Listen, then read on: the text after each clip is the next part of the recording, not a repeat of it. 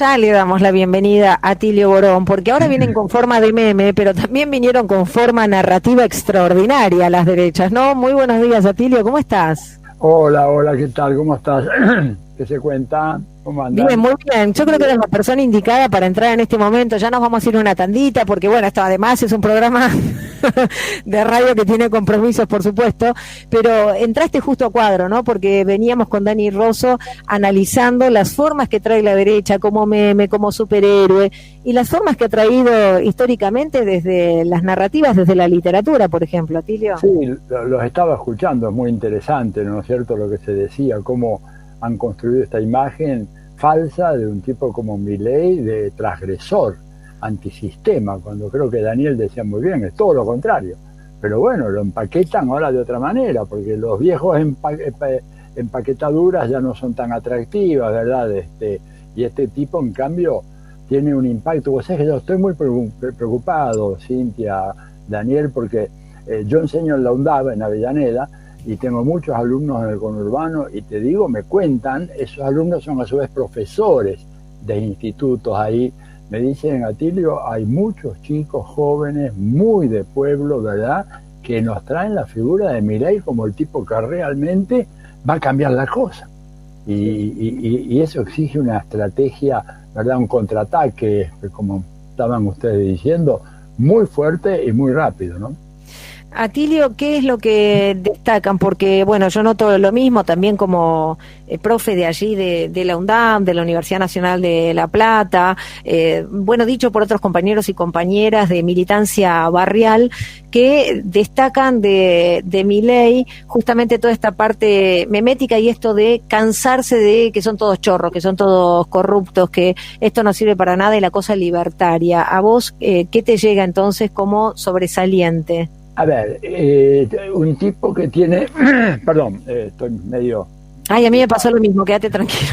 bueno, un tipo que tiene las agallas para patear el tablero, ¿verdad? Ahí está. Que no se anda con medias tintas. Un tipo que en un mundo político argentino en donde prima la moderación y los buenos modales y no se dicen las cosas, el tipo sale al frente y lo dice además con un lenguaje callejero, popular, si querés, chabacano, que a los pibes que no tienen otra referencialidad ni que le hacen una interpelación un poco más de fondo les atrae. Al fin y al cabo, el loquito, ¿verdad?, pero que dice las verdades, son todos unos corruptos, una casta, siendo que él es la personificación de la derecha y el neoliberalismo. No sé si vieron la nota de él en Perfil. Dice, sí, Cavallo fue el mejor ministro de Economía de toda la historia. O sea, el tipo lo dice, lo escribe, te das cuenta, pero sin embargo la imagen, y ahí está lo que decía Daniel, la construcción mediática y televisiva, era de un tipo que realmente sí, en contra del sistema, contra la corruptela de los politiqueros y esto y lo otro, y en él podemos confiar. Es muy, muy peligroso eso, y te digo, requiere una muy buena estrategia comunicacional del Frente de Todos, acá en Capital, para un poco evitar que los votos de la gente de abajo, descontenta y desesperada, vayan por ese camino, que es ir al matadero, ¿no es cierto? Qué interesante, Dani, también para este diálogo, ¿no? Porque lo que nos dice Atilio es, por un lado, el ir contra el sistema, que es algo siempre muy seductor, sobre todo para las juventudes, ¿no es cierto? La lucha contra el sistema, el tema de la casta, que ese es el otro tema, y después esto de no vengo a arriar corderos, vengo a despertar leones, ¿no? Vos sabés que es una frase que usó Hitler en varios de sus discursos, no es casual. Hitler hablaba de los leones y los corderos, y Mussolini también. O sea, este tipo evidentemente bebe en esas fuentes, ¿no es cierto? Y representa, bueno, la brutalidad de una derecha. Lo que vimos en el barrio 31 es algo de que perfectamente bien encaja con la filosofía política y económica de este personaje. Bueno, las topadoras las viste vos, sí, porque en realidad el decir vimos como muy sí, amplio, como si lo hubieran podido ver todas las personas con claridad de lo que estaba ocurriendo. Es cierto, bueno, pero ahí eso abre toda una discusión que yo creo que hay que dar, y en un momento es que tenemos que buscar algunos mecanismos de defensa del consumidor, no de la compra de refrigeradores o electrodomésticos, defensa del consumidor de noticias. Esta sociedad está indefensa ante un torrente de basura, de tergiversaciones, de fake news, de blindajes, de ocultamiento, cosa que, por ejemplo, no es posible hacer de esta manera, por lo menos en Francia. Sentí que antes hablaban de Francia con Juan Carlos, muy interesante, ¿no es cierto? Esas placas ahí en las calles de París, acá fue fusilado, acá. Bueno, pero en Francia, digamos, hace muchos años ya tienen una legislación que establece algunos límites, no es censura, pero sí responsabilidad de lo que decís. Y en los considerandos de la ley se dice que es el derecho del pueblo francés a tener información fidedigna. Esto no tiene nada que ver con libertad. El derecho, y creo que sería interesante darle este giro a la discusión acá en la Argentina, ¿no es cierto? Bueno, un límite muy claro a los discursos de odio. En Francia y en Europa, con claridad, como decías, legislación vigente para prohibir. Se prohíben los discursos del odio, se prohíbe todo discurso que pueda ser apologista del Holocausto, incluso, por ejemplo, en teatros, Se han cerrado y se han clausurado teatros, bueno, realmente, además, con un derecho de rectificación y respuesta muy fuerte, donde no solo consagran el derecho individual, sino el derecho colectivo, varias cosas para reflexionar, pero mencionaste, Atilio, el Frente de Todos, dijiste, te estoy parafraseando, por supuesto, va a tener que hacer una campaña muy importante. ¿Está a la altura el Frente de Todos esa campaña? Te voy a hacer como hacen en la tele, no me lo contestes ahora, porque una pequeña parodia. Tengo que ir a una tanda, sí o sí. Y de verdad, Dani Ros, un experto, por otra parte, en comunicación política, en política comunicacional, con Atilio Borón, nos van a decir si creen que el Frente de Todos puede estar a la altura de una campaña que pueda dar cuenta de estos desafíos que tiene hoy por delante, no solo de las derechas, sino de los disfraces que adquiere la derecha, de las retóricas que usa para poder llegar al poder. Tandita y dos capos, dos grosos, Dani Ros, Atilio Borón, pero qué honorazo que tengo en este programa, qué gustazo, te digo en serio, la escudería con Volver a las Fuentes es un oasis extraordinario, así que Atilio Borón elige el tema que es cortina de este programa, arrancamos todas las mañanitas a las 8. Con este tema que ahora nos va a decir por qué lo eligió, pero mientras tanto, en el 11 38 28 09 90 lo están saludando. Cuánto cariño te tiene nuestra audiencia, querido Atilio. También en Volver a las Fuentes y en Medios Inti Ottaviano. En el Facebook, por ejemplo, María Cristina dice: buen día, Atilio, programón el de hoy. Qué bueno que esté Atilio, nos están diciendo por allí, excelente el programa. Bueno, también miradas autocríticas que quiero compartirlas. No es que no quiera darte todas las flores, pero sí, por ejemplo, me interesa y te las doy y las tenés allí, después las podés ir a buscar. Ana María Galván, por ejemplo, dice: escuchando a Atilio Borón sobre los jóvenes, es la consecuencia del accionar de politiqueres en los barrios, dice, que les conocen, que saben sus pasos, las consecuencias del desencanto, justamente Milei las toma. Dice, esas frustraciones de las injusticias las termina reivindicando tal como lo están explicando. Pero dice esta oyente que el Frente de Todos también necesita autocrítica.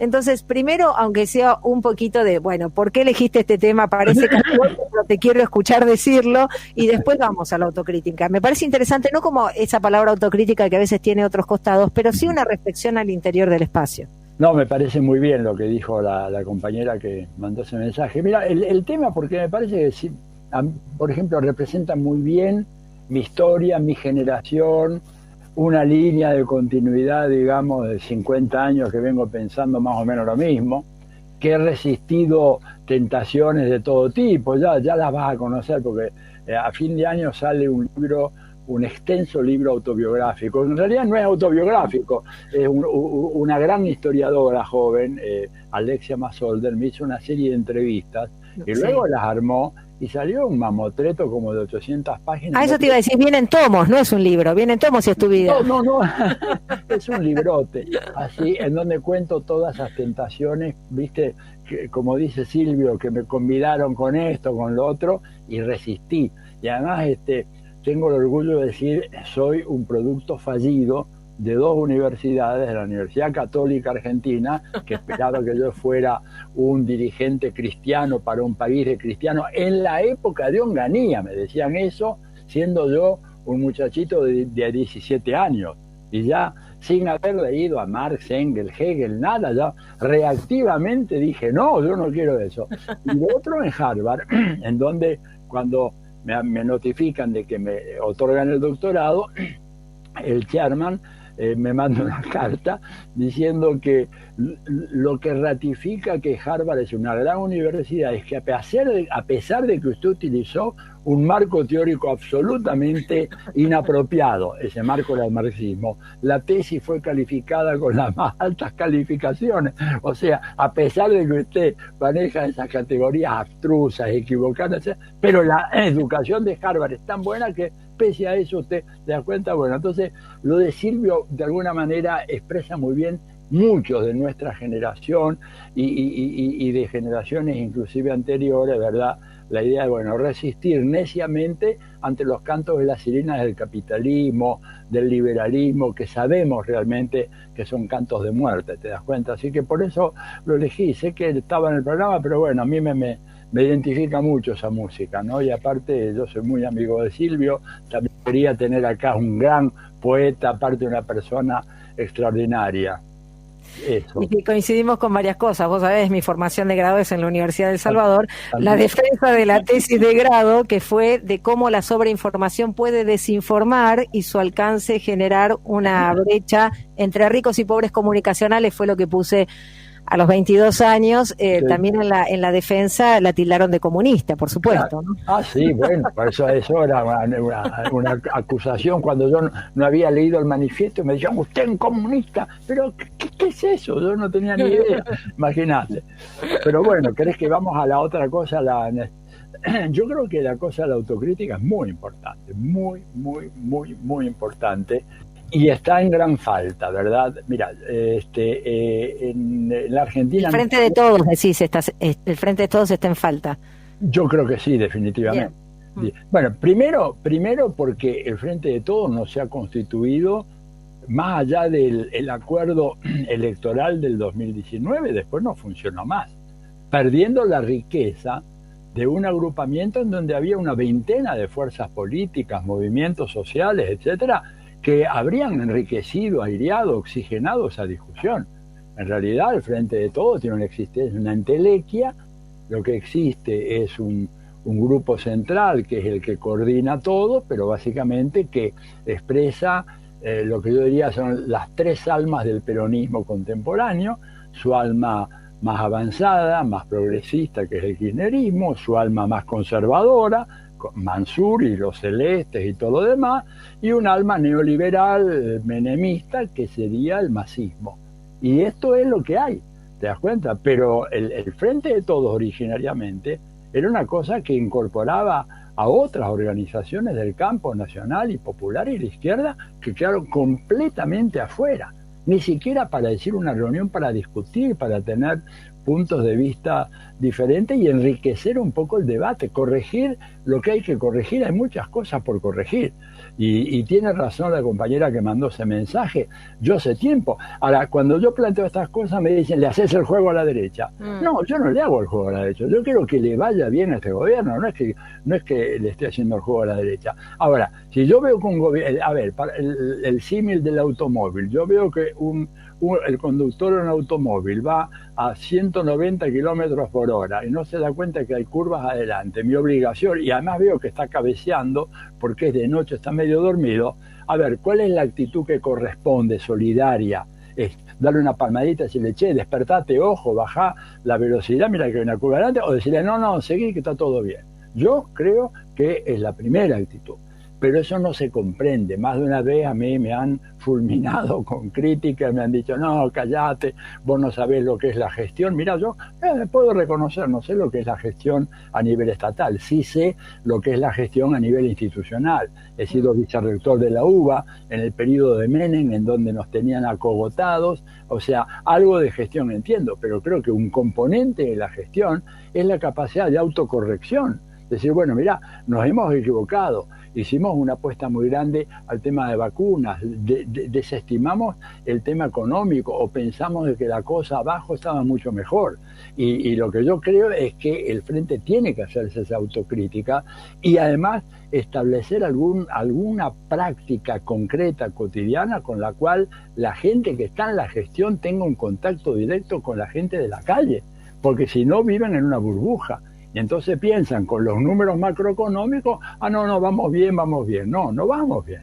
Es decir, hay una buena intención. Yo creo, por eso yo deseo, para que quede claro, deseo fervientemente que este gobierno revierta el resultado de las PASO y gane, y si es posible que gane por un amplio margen en contra de esta derecha, que es una amenaza terrible a la democracia, a la justicia, al bienestar del pueblo argentino. Pero lo que estoy seguro es que si no hay estos mecanismos de autocorrección, y va a ser muy difícil que remontemos todo esto, ¿te das cuenta? Entonces es más que una cuestión de campaña. Es más que una cuestión es una cuestión de construcción política muy débil. Es una construcción política que está sostenida por alfileres, ¿te das cuenta? Y eso no sirve. Es una construcción política muy encerrada en sí misma. Te digo, a mí hay mucha gente que me dice, viejo, pero nos mandan a votar por cada aparato. Acá tenemos líderes naturales, me ponen fulano, esta fulana, eso me lo han dicho en muchos partidos del conurbano. Cintia, Daniela, a ustedes le habrán dicho lo mismo. Mirá quién me mandan a votar, ¿quién no conoce a esta tipa o a este tipo? Así me dijeron, ¿te das cuenta? Entonces esos son los errores cuando vos estás encapsulado, no tenés mucho contacto con afuera, te manejas con celulares, con listas, etcétera, bueno, y después pagás el precio. O sea, hay un problema de construcción política real, que tienen que ponerse las pilas, porque si no nos van a pasar por encima como hicieron en el barrio 31, porque la derecha no perdona, no es como nosotros, ¿viste? Estos vienen por todo y te vienen con el cuchillo en los dientes a liquidarte, primero. Segundo, convencer al gobierno de que la comunicación política hoy es imprescindible para hacer política. Cuando yo planteé esto allá hace mucho tiempo, inicio el gobierno, ¿sabes cuál fue la respuesta? No, pero vos como sociólogo exagerás la importancia de las portadas de los diarios y de los zócalos. Realmente la gente no actúa, esos no son factores que conforman el imaginario popular. Yo me quería matar, Daniel, porque es una sí, claro. ¿Te das cuenta? Claro. ¿Qué les decís a alguien que dice, pero ustedes viven en otro planeta, no entienden? Hay 50 años de bibliografía, de investigación, que demuestra que la tesis de Cintia Ottaviano ¿verdad? Demuestra que esto es así. Y no lo entienden, Cintia, te aseguro que me dijeron, no, eso no, eso es vos tenés ¿cómo fue? Me dijeron ves visiones raras porque están metidos en los libros, entonces la gente no reacciona así. ¿Cómo se forma el imaginario popular? A ver, se forma... Claro, ¿de dónde viene? Del repollo viene el imaginario popular, por favor. Vos sabés que, perdón, me reía, obviamente no me causa gracia, tiene un costado muy complejo con el que venimos hacia el interior del espacio, dando debates, tratando de alzar la voz, pero efectivamente a mí, a Dani, digámoslo, a mí particularmente decían lo mismo, no, bueno, vos porque tu campo es la comunicación, entonces crees que todo pasa por la comunicación, ves que todo sí, bueno, efectivamente, digamos, la comunicación es absolutamente central. Dani, vos has recibido respuestas muy similares también. Bueno, y que también hay un latiguillo que circula ahora, que es que parece que la próxima elección se resuelve, y digo casi sí, poniéndole plata en el bolsillo de los argentinos. Es como si fuera algo mecánico, que vos pones plata y entonces hay como una especie de conductismo claro, que se produce el cambio de la orientación del voto, ¿no? Eso efectivamente es un problema porque elimina las mediaciones discursivas y la importancia que tienen las mediaciones discursivas y las mediaciones emocionales en la producción de lo social. Bueno, vos, Atilio, sabés de esto un montón. Y eso efectivamente es peligroso porque hace que algunos debates imprescindibles, por ejemplo, ¿qué hacemos con el sistema de medios concentrados de este país?, no terminen de ponerse en agenda, ¿no? No, a mí me dijeron además tajantemente que ese no es un tema que va a preocupar esta gestión de gobierno. Entonces, además lo que vos decís es cierto. Vos decís, le ponemos la plata en el bolsillo, muy bien. Primero, ¿quién dice que hay una relación casi reflexológica entre dinero en el bolsillo y conducta política? Mucha gente, a mí me lo han dicho en el pasado, tomo la guita y voto lo que quiero. No, bueno, manta corta además para la realidad que necesitamos transformar. Claro, y ahora esto te digo, yo creo que a mí me preocupa un poco cuando se hace una ratificación del rumbo del gobierno. Y yo creo que realmente, lo digo y lo digo con dolor, creo que el rumbo, si bien la intención es correcta, en su implementación me parece que no está siendo ejecutada felizmente. ¿Por qué digo esto? Porque la Argentina tiene un problema fundamental que es descartar el tema de la deuda externa como el eje fundamental o el ancla a partir de la cual se construye la política económica. Si eso no se hace, y eso se puede hacer, porque fíjate que tenemos informes del Banco Central que demuestran lo que fue este robo escandaloso con el tema de la deuda, la evasión, es decir, está todo demostrado, incluso para que el gobierno argentino pase al contraataque y decirle, señores del fondo, ustedes prestaron 57.000 millones, llegaron 44.000, contraviniendo la propia legislación y reglamentación del fondo. Ese dinero acá no entró, o mejor dicho, entró y salió. Vayan a buscarlo, los paraísos fiscales de los amigos de la señora Lagarde y todo lo demás, y ahí lo encontrarán. Pero no hagan que el pueblo argentino tenga que pagar por un dinero que pasó por la Argentina, que no se invirtió en la Argentina, que no construyó un hospital, una escuela, un camino, un aeropuerto, nada. No nos vengan. O sea, y ahí hay una cosa fundamental, que es una cualidad que tiene que tener el dirigente político, que es agallas. Si vos no tenés agallas, no tenés fuerza, ¿no es cierto?, para dar esa pelea, y bueno, y de repente darte cuenta de que tenés que hacer un planteo de fondo y enojarte con alguna gente. Este es un gobierno que me sorprende la amabilidad que tiene para con todos. Es amable hasta con ladrones como los de Vicentín, que están siendo juzgados en el distrito sur de Manhattan por los herederos, digamos, de la corte aquella del juez Griesa, están persiguiendo a Vicentín y nosotros los dejamos ir. ¿Cómo es posible eso? Los están persiguiendo en Manhattan porque estafaron a gente en Estados Unidos, a bancos americanos, porque estafaron acá a chacareros que les vendieron la cosecha, y el gobierno argentino se animó de repente a decir la palabra expropiación y se les vino encima toda la horda mediática y arrugaron. Esa es la verdad, cuando en lugar de arrugar tenías que decir, no señor, esto es legal y hay que hacerlo. Atilio, te diría la palabra expropiación, pero más bien me parece que también escucharon la palabra empresa testigo, ¿no? Porque el otro tema de Vicentín era la empresa testigo ahí. Claro, bueno, este es el otro tema. Entonces me parece que en ese sentido, por eso digo yo el rumbo, vamos a ver, el rumbo supone tomar decisiones muy fundamentales. ¿Por qué no hacer la famosa convocatoria a una auditoría internacional de la deuda externa argentina? Porque nosotros no va a haber gobierno popular que funcione cuando vos tenés un lastre fenomenal como el que te plantó Macri, que te ata de pies y manos para hacer la política social, porque es lo que decía Daniel, no es cuestión de le damos el dinero, pero la expansión de la educación, los programas de vivienda, la integración social, el desarrollo del asociativismo, de clubes, de barrios, toda esa tarea de rescatar, escúchame, más de la mitad de los pibes argentinos no tienen futuro. Más de la mitad de los chicos en la Argentina no tienen futuro. Por más que le des 10.000 pesos hoy en el bolsillo, ¿qué construyen con eso? Nada. Y el gobierno tiene que darse cuenta de que se requiere un enfoque mucho más integral, mucho más amplio, mucho más profundo. Y dejar de lado la moderación. Yo tengo un latiguillo ahí hablando de esas cosas. Es un gobierno inmoderadamente moderado. ¿Te das cuenta? Inmoderadamente moderado. Para enfrentar situaciones críticas. Vos estás piloteando un avión, tenés un frente de tormenta inmenso, te metiste en una ruta equivocada, hay montaña y vos ves todo manejándose con una parsimonia como si tuviéramos en el mejor de los mundos.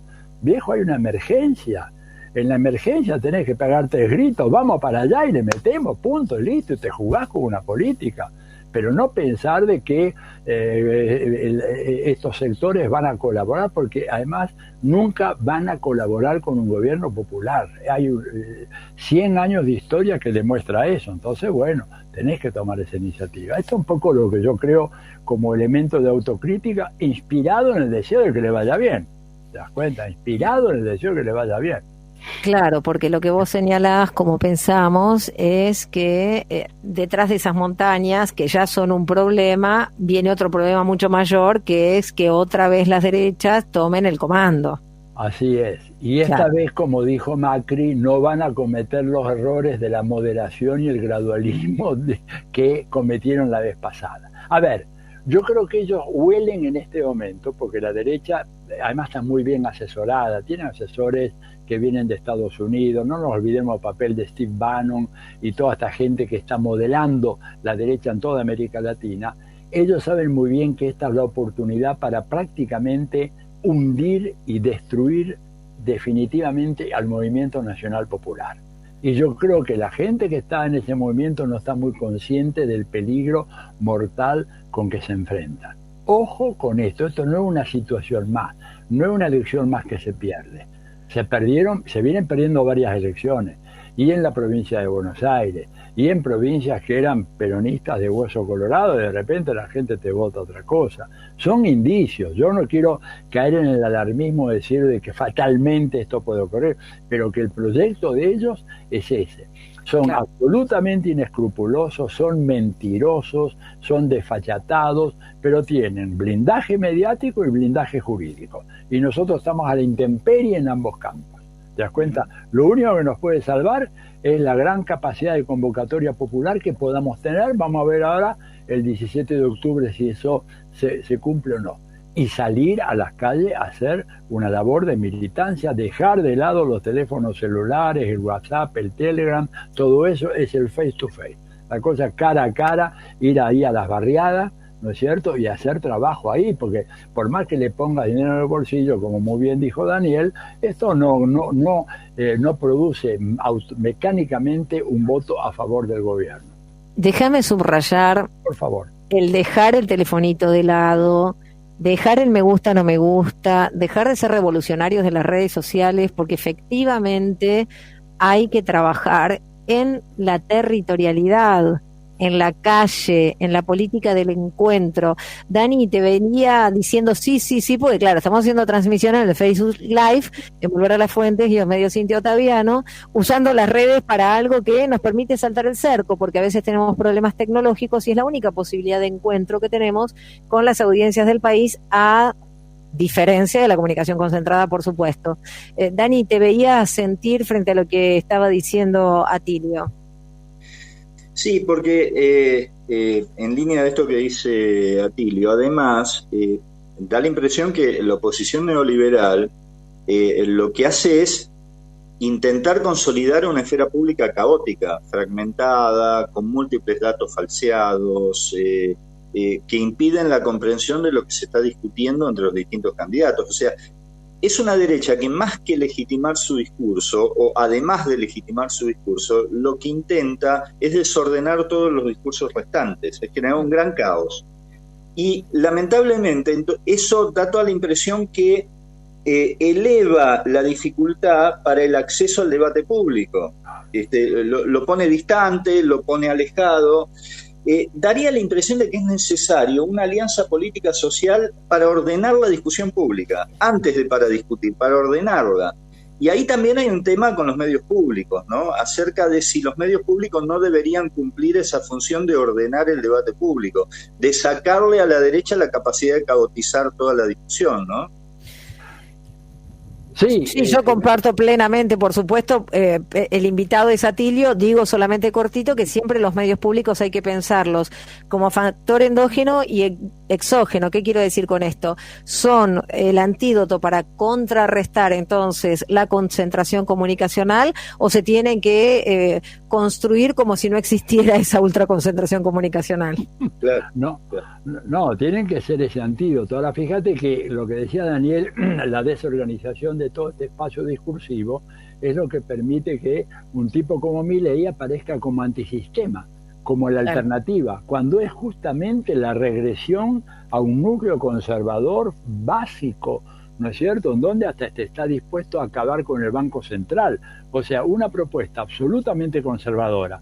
En esa enorme confusión que han creado, hace que un reaccionario como él aparezca como la perspectiva de cambio ante los ojos de la juventud de los barrios populares. Entonces ahí tenemos que a salir muy fuerte, y retomo lo que planteaba Cintia. Bueno, la televisión pública, los medios públicos tienen que tener un papel más protagónico. Yo no sé por qué están tan pinchados, la verdad que no conozco los detalles, pero digamos, prácticamente creo que no hay un solo programa o uno solo en la semana en la televisión pública de análisis político. De todas las demás lo hacen los canales que no son del Estado. Hay algunos que por suerte patean para este lado, ¿te das cuenta? Sabemos cuál es, pero la gran mayoría, ¿verdad? Y la televisión pública tendría que tener un papel mucho más importante.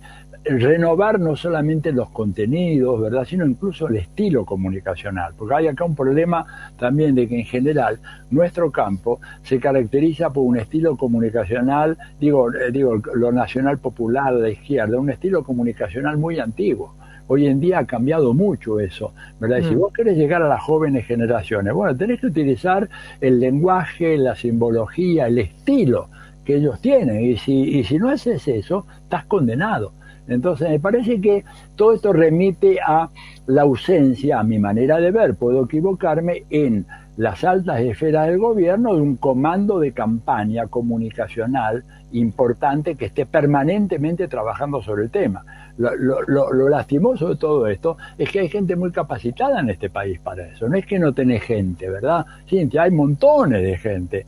Pero bueno, no sé en qué están distraídos o no les dan bola, no sé qué, y entonces estamos en esta situación de confusión de la cual Milei saca ventaja, ¿verdad? Y de la desmemoria también, que Patricia Bullrich aparezca ahora, ¿no es cierto?, diciendo lo que dice. Digo, Patricia no resiste una descarga de la artillería de los archivos del propio diario Clarín. Sacás ahí todo lo que ella dijo hace 20, 25 años atrás y aparece como una embustera, dicho con todo respeto, ¿verdad? Pero el embuste es una técnica también comunicacional, me parece como una embustera. Dice todo lo contrario, desdice todo lo que dijo, está ahí filmado, grabado. Y bueno, ¿cómo es que la gente nuestra no lo saca a relucir eso? O la claro, otra. es interesante lo que decís, Atilio. Nuevas narrativas por un lado, que es lo que conversamos, pero también las narrativas históricas. Esto que vos estás diciendo es el famoso Las patas de la mentira, ¿se acuerdan? Claro, me acuerdo, exactamente, un gran programa que él, escúchame, o la Vidal, olvidándote de los aportantes truchos. Escúchame, esa señora culpable de un delito como es, una estafa gigantesca. No se habla del tema, tal vez porque en la democracia no se puede así decir cosas muy fuertes o tensar el conflicto. El conflicto está recontratensado ya. ¿Qué es lo que se espera?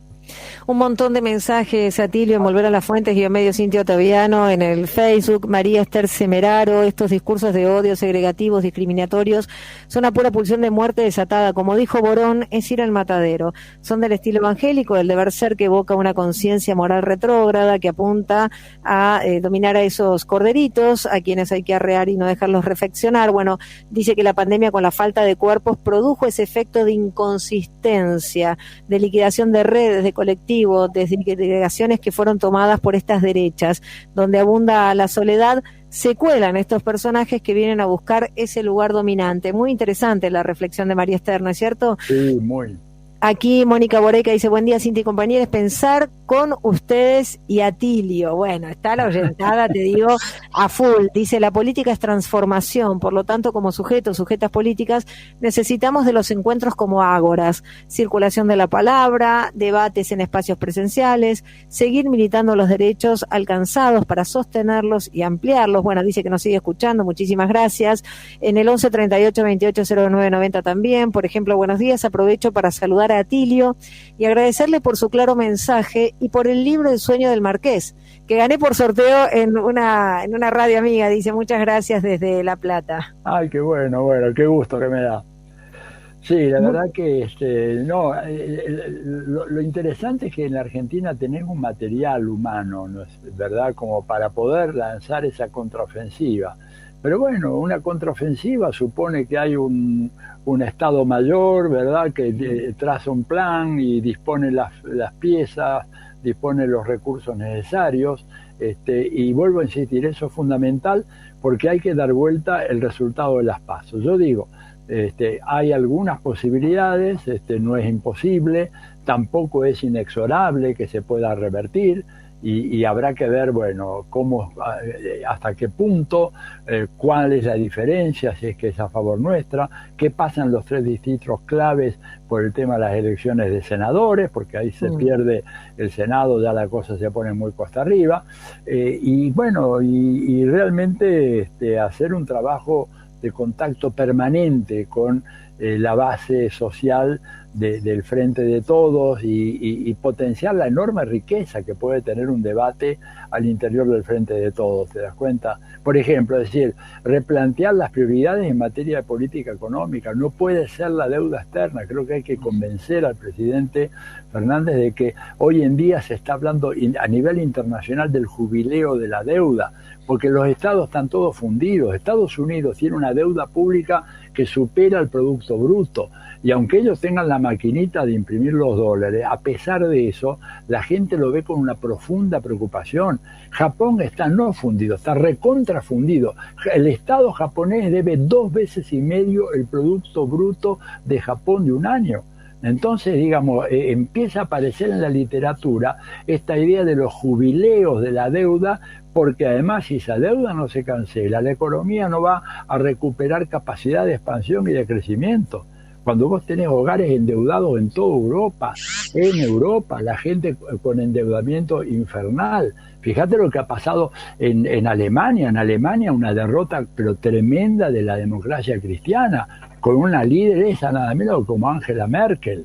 En Noruega se cayó un gobierno neoliberal que hacía 8 años, hace 2 domingos, y reemplazado por un gobierno de centro izquierda. O sea, en todo el mundo se está buscando alguna alternativa y nadie pone el pago de la deuda como la brújula orientadora de todas las políticas económicas. Yo digo, auditoría internacional, que se vea qué es lo que se debe. Lo que no se debe no hay por qué pagarlo. Yo no tengo por qué pagar los negocios de Duhovne y de Caputo, que agarraron esa guita, la pusieron en las Seychelles o en la bolsa de Hong Kong o donde sea, que la paguen ellos. Digo, ¿por qué la tenemos que pagar nosotros? Pero tenés que tener esa convicción de hacer eso. Y además, la tarea de educación política, de formación política, porque no es solo poner el dinero en el bolsillo. Si la gente no sabe dónde está y a dónde podemos ir, y toma el dinero y después vota cualquier cosa que se le presente a la mano, ¿no? Acompáñame con educación político-mediática. Dale. Educación político-mediática, ¿no? Porque de eso se trata. Es educación política, pero para una sociedad mediatizada. Entonces tiene que ser educación político-mediática. Absolutamente, porque además, escúchame, la sociedad contemporánea son sociedades de masas, en donde los viejos sistemas de cara a cara de comunicación de las pequeñas aldeas de hace 200 años ya no funcionan más. Hay un libro muy viejo ya, del principio de los años 60, de un austríaco norteamericano, Karl Deutsch, ¿no es cierto? Se llama Los nervios del gobierno. Ese libro es un libro que tiene una actualidad extraordinaria, porque habla de el sistema de comunicación como el sistema nervioso de un gobierno. Dice, un gobierno que no tenga un adecuado sistema de comunicación, y a él desarrolla todo este concepto del feedback, ¿no es cierto? O sea, la autocorrección. Dice, un gobierno necesita tener altamente aceitado un sistema de comunicaciones, porque no significa solo diarios, revistas, sino información, inteligencia social, recoger, ver qué es lo que pasa abajo. Ver qué es lo que pasa abajo, desconfiar de los informes que te vienen en una linda carpetita, todo muy bien, con grandes datos macroeconómicos. Yo sé que es difícil, que Alberto o Cristina no pueden disfrazarse para ir a una feria popular y a ver qué es lo que pasa, pero alguien tiene que hacer algo así, porque si no, este tipo, te decía, ya en los años 60, el gobierno carece de mecanismos de autocorrección de la política. Es decir, ¿la estamos acertando o no estamos acertando? ¿Cómo sabemos? ponemos el dinero en la gente. Pero además, ¿cómo llegas hoy en un país en donde el 40% de la sociedad argentina está en la más absoluta informalidad? ¿Cómo llegas a esa gente? Porque otra cosa es el origen del peronismo. Cuando vos tenías el movimiento sindical, la organización, tenías niveles de pobreza insignificantes, el desempleo prácticamente era inexistente. Pero hoy en día tenemos una sociedad, ¿verdad?, que llevamos a dos velocidades, una sociedad a la cual en algunos segmentos le está yendo muy bien, se rajan de acá y se van a Uruguay porque no quieren pagar impuestos, pero no es que al señor Galperín le vaya mal con sus iniciativas y como él a muchos otros, pero tenés un resto grande, más de la mitad, probablemente 2/3, que están realmente en la lona o, como decía un amigo, tratando de subirse a la lona y que están fuera de todo, de los alcances de los radares del gobierno. Entonces, por eso la tarea de la militancia, que había sido subestimada, ¿verdad?, reemplazada la militancia por el manejo de la televisión o las redes sociales, no, eso no te alcanza. Tenés que tener algo que vaya más a fondo y que tenga el contacto a nivel de piel. A ver, ¿qué le decimos a esa nenita que anteayer, hablando, se rompieron el inodoro, que le costó más de $1 a mi papá? Es una escena conmovedora, pero que habla de una Argentina destruida por estas políticas neoliberales que han estado cada vez siendo más agresivas con nosotros y en donde la respuesta inclusive de gobiernos nacionales y populares no fue todo lo contundente que tendría que haber sido, ¿te das cuenta? Y no lo está haciendo ahora. Digamos, esta es la realidad. Nos debemos, y perdón si me extiendo, nos debemos una reforma tributaria. Perdimos una ocasión inmejorable en los años de Cristina, cuando había mayoría absoluta en ambas cámaras, quórum propio y todo lo demás. Y yo me acuerdo, tenía grandes esperanzas cuando ella lo dijo en un discurso de inauguración, creo que fue en el 2013, que el gobierno no tiene planteado proponer ninguna ley de reforma tributaria. A mí se me vino el alma a los pies, porque la Argentina es uno de los países tributariamente más injustos del mundo. Lo dice el Banco Mundial, no es que lo dice el zurdito defenestrado en la mesa de la Juanita Viale o de Mirta Legrand. Lo dice el Banco Mundial. Uno de los países más injustos del mundo en materia de tributación. La persona que tiene un celular, aunque sea en un barrio popular, te das cuenta, está en algunos consumos está pagando el 27% del IVA, aunque sea un laburante que hace changas, lo mismo que la mamá de Macri paga, el 27% por el uso del celular. Y nosotros nos quedamos de brazos cruzados. Es más, cuando hacemos la propuesta del impuesto excepcional, nos cuidamos mucho, nos lavamos la boca con todas las marcas de dentífrico habido y por haber para no decir la palabra impuesto. Ojo, porque si decimos impuesto se enoja la derecha y nos van a acusar de populistas, de chavistas. Son impuestos a la riqueza, basta de eufemismo, el aporte solidario, nada de eso. Me dan ganas de decir aporte las pelotas, tienen que pagar impuestos como estaba exigiendo Biden a los ricos de Estados Unidos. Y estamos a la derecha de Biden, con un gobierno, ¿verdad? Basta, y ese impuesto tiene que ser permanente, porque es una locura, digamos, es un Estado que no tiene un mango, que está refundido, que no puede llegar a la gente porque está captando impuestos de la gente que menos tiene en la Argentina. Entonces digo, basta. Me agarra un ataque de caspa hablando de estas cosas, Cintia, por tu culpa, y Daniel, que me invitan a hablar de esto, después me tengo que poner el chaleco de fuerza para quedarme tranquilo.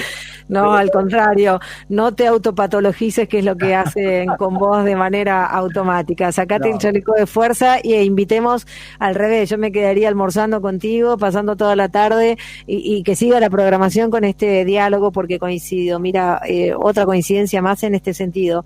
La pandemia ha sido un tiempo extraordinario y como tal hubiera habilitado, y todavía estamos a tiempo. Déjame decir que permite todavía pensar en las transformaciones necesarias, porque la pandemia dejó en evidencia todas las desigualdades que ya decíamos, algunas personas, pero que ahora las sostienen todas, y que frente a ese tiempo extraordinario se requieren medidas extraordinarias. Entonces, es para reflexionar si este tiempo tan extraordinario nos permitió en el campo de lo económico el aporte solidario y no un impuesto, en el campo de la comunicación el decreto por el derecho humano a Internet y no una efectiva aplicación perdurable, permanente, de recuperación de todo lo que habíamos hecho como un decreto o que tirar abajo los decretos de necesidad de urgencia y el decreto de Mauricio Macri que denostó nuestra ley de servicios de comunicación audiovisual. Es decir, en el campo de la comunicación todavía se está a tiempo. La propia Organización Mundial de la Salud dice, frente a la infodemia, frente a la fake news, hay que tomar medidas efectivas. Exhorta a los estados a tomar medidas efectivas, porque no es broma, porque lo que no se hace en el campo de la comunicación causa muertes. Digo, esto es así, literal, no es una fascinación. Entonces, en el campo económico pasa lo mismo. En un tiempo extraordinario, bueno, se requieren de transformaciones extraordinarias. Me quedan 10 minutos de programa, Tilio. Ya está, ¿qué voy a hacer? Te invito el sábado que viene, qué sé yo. Una sola cosa, Cintia, para ser justo y balanceado. Hay que reconocer que este gobierno, con todas estas dificultades, con estas ambigüedades, estas contradicciones, etcétera, por lo menos evitó, ¿no es cierto?, que ocurriera lo que no se pudo impedir en Nueva York, que se apilaran los muertos en las puertas de los hospitales. El colapso, ¿te acordás que decían va a colapsar todo el sistema? Va a colapsar y no todo colapsó. El sistema. La verdad no que eso, chapó, hay que reconocerlo, es un logro extraordinario que bueno, que hay que poner justamente en la balanza, de la misma manera que dice, bueno, pero ahora el tema de la economía tenemos que encararlo con mucha más energía. Bueno, me llamo prudente silencio y acepto. No, y está muy bien. Está muy bien que lo hayas dicho, pero de todas maneras aquí, en el marco de la escudería, nos queda clarísimas cuáles son las acciones positivas que subrayamos, incluso el aporte solidario. Digo, más allá de buscar una reestructuración tributaria, también celebramos el aporte solidario y vos fíjate que hasta del campo de la comunicación concentrada, los, entre comillas, dueños o licenciatarios se resistieron a pagarlo. También claro. Eso ha quedado muy claro, ¿no es cierto? Claro. Bueno, y por eso hace falta la famosa reforma del Poder Judicial, y digo, y con esto me callo, esa reforma jamás la van a hacer los miembros del Poder Judicial si claro. No lo haces con 100.000 personas paradas durante 2 meses en frente a Comodoro Pi, haciendo una vigilia, sentadas, no violenta, exigiendo la total reestructuración del Poder Judicial. Ellos no lo van a hacer porque son parte de la banda que está saqueando el país. He dicho. Ha dicho y va camino al 17 de octubre, Atilio, además dijo, atención con ese 17 de octubre. La verdad que te agradecemos muchísimo. Dani, cerramos así, la palabra final se la queda, Atilio. En ese dicho todavía tiene un bonus track más. Muchas gracias, Dani. No, muchas gracias a vos y muchas gracias a Atilio.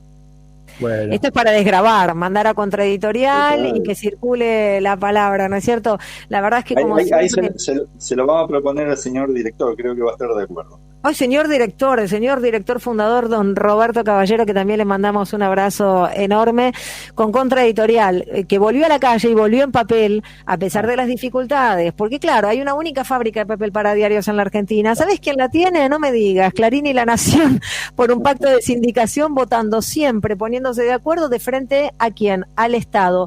Ay, las cosas que descubrimos. Sí, siglo XXI y todavía tenemos ese problema en la Argentina. Mira todo lo que tenemos para solucionar. Pero los desafíos quedaron claros. Atilio, quien quiera oír, que oiga. Así es. Y los que quieran leer alguna de estas cosas que hemos dicho acá, los invito a que visiten a mi blog. Voy a hacer el pequeño chivito, www.atilioborón.com.ar también. Sí, ahí publico muchas de estas cosas que caen a veces en el olvido, pero gracias a Cintia que las recoge y me permite llegar a la audiencia. Así que muchas gracias y a tu disposición cuando quieras. Lo mismo vos, Daniel. Un gran abrazo y a no perder las esperanzas, para nada. Creo que todavía podemos realmente revertir todo esto. El Fray Beto el otro día aquí en entrevista dijo, dejen el pesimismo para tiempos mejores. Para tiempos mejores, sí, era con esa frase maravillosa. Dejemos el pesimismo para tiempos mejores, exacto. Bueno. Muchísimas gracias, Atilio. Gran abrazo. Atilio Borón, muchas gracias. Dani Rosso también. Atilio Borón, entonces, paso por aquí, por la escudería con Volver a las Fuentes en la 990.